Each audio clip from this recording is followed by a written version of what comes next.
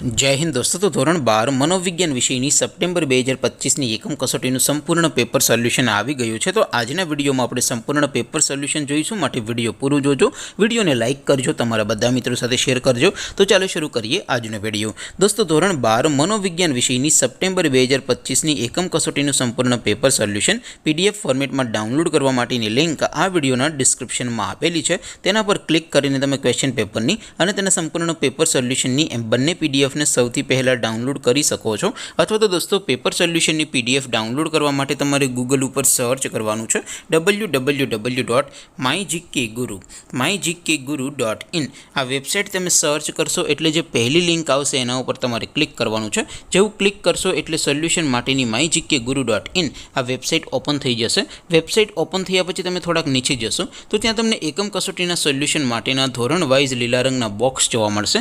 દોસ્તો અહીંથી તમે કોઈ પણ ધોરણની બધા જ વિષયોની એકમ કસોટીના ક્વેશ્ચન પેપર અને તેના સંપૂર્ણ પેપર સોલ્યુશનની પીડીએફને સૌથી પહેલાં ડાઉનલોડ કરી શકો છો। જેમ કે દોસ્તો અત્યારે હું ધોરણ 12 માટે એસટીડી 12 વાળા બોક્સ ઉપર ક્લિક કરીશ। જેવું ક્લિક કરશો એટલે નવું પેજ ઓપન થશે।